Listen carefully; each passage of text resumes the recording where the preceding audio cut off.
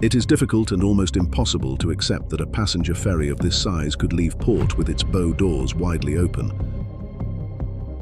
A large, modern vessel built for routine crossings with its entire crew on board.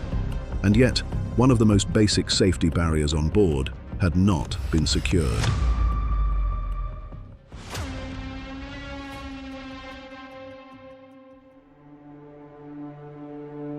For this story to make sense, we must first understand the structural design of the ship. The Herald of Free Enterprise was a triple-screw roll-on/roll-off passenger and vehicle ferry built by Schickau Unterweser in Bremerhaven, Germany, and completed in 1980. The vessel had a gross register tonnage of 7,951 tons and a net register tonnage of 3,439 tons. The overall length was 131.9 meters, with a length of 121.1 meters between perpendiculars.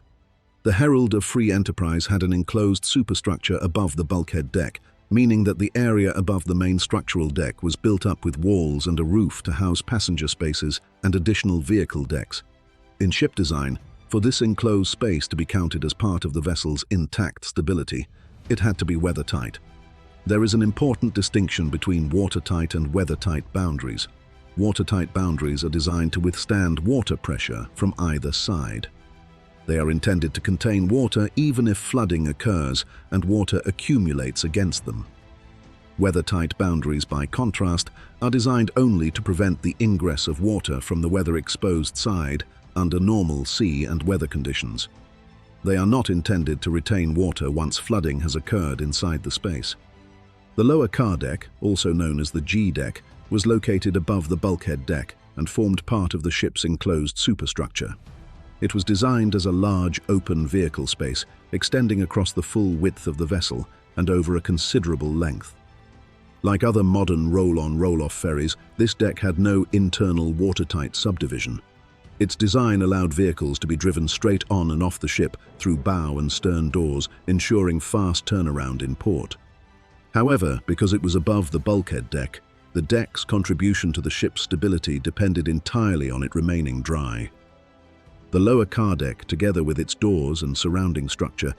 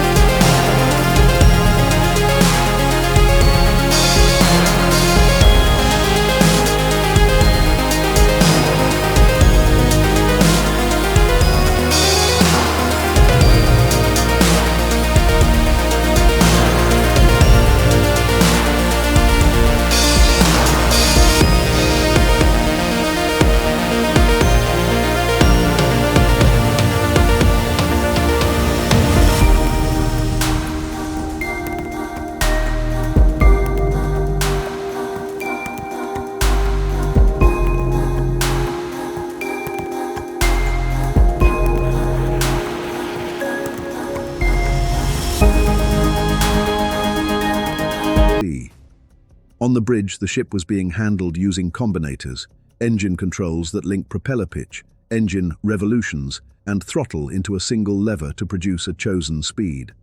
The wing engines did not use true combinators. They ran at constant revolutions, and only the propeller pitch changed, with the engine automatically taking up the load.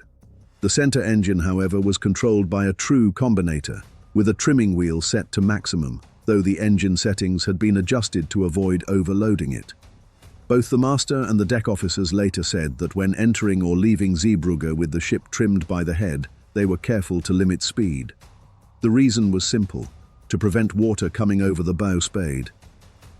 These ships were designed for rapid acceleration. Their engines could go from idle to full load very quickly, and their propellers were built to accept that load without difficulty. As the Herald passed the outer mole, Captain Lurie set Combinator 6 on all 3 engines. The ship accelerated rapidly, from about 14 knots toward a possible 18 knots. And as the speed increased, 2 things happened at the bow. First, the ship began to sink slightly deeper into the water due to dynamic squat.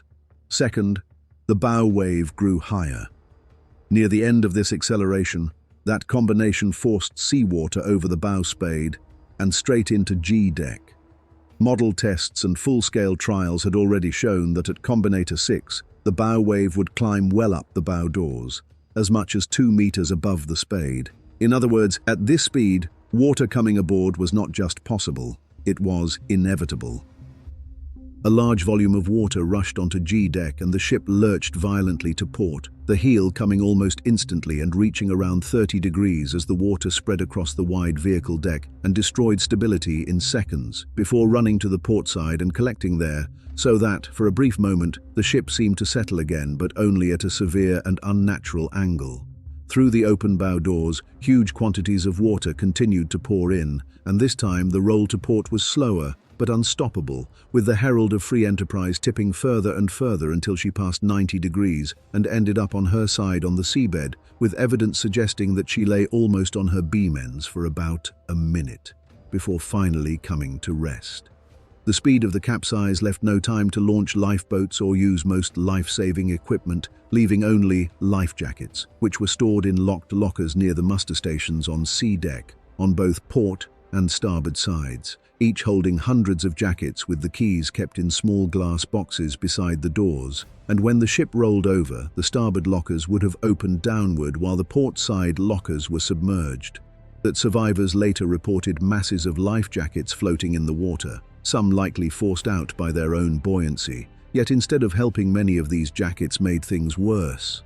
As the floating pile blocked swimmers and trapped others below the surface, and those who managed to grab one struggled to put it on, fighting tangled straps with freezing hands and trying to understand what to do in darkness and confusion. In the minutes after the Herald of Free Enterprise capsized, rescue came quickly from many directions. Belgian helicopters, Navy divers, and emergency crews were first on scene, soon joined by British, Dutch, and German forces. On shore, police, firefighters, ambulances, hospitals, and Red Cross volunteers mobilized to help survivors.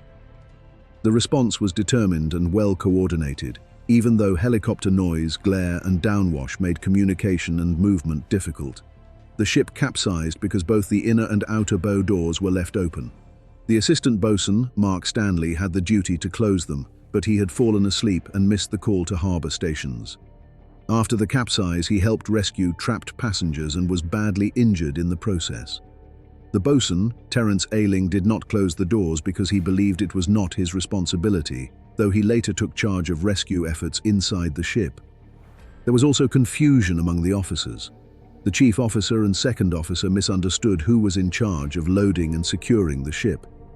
No clear report was made to the captain before sailing. The captain assumed the work had been done, but he did not demand confirmation. This was not the first time such a failure had happened. Similar incidents had occurred before. Instructions existed, but they were unclear and often ignored. The deeper problem was the company's management. Duties were poorly defined and responsibility was blurred. A system like that left room for a single mistake to become a disaster. Tragically, 193 passengers and crew lost their lives, 409 people others survived thanks to rapid rescue efforts.